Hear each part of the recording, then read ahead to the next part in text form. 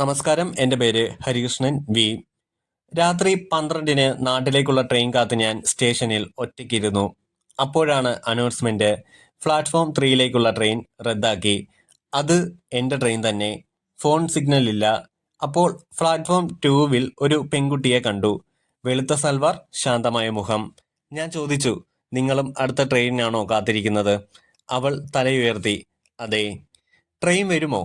അവൾ പറഞ്ഞു, മിക്ക ആളുകൾ കാണാത്ത സമയത്താണ് അത് വരാറ്. ഞാനൊന്ന് ഞെട്ടി. അവൾ പറഞ്ഞു, ഈ സ്റ്റേഷനിൽ ഒരിക്കൽ ഒരു അപകടം നടന്നിട്ടുണ്ട്. പലരും പോയി, ഞാനും.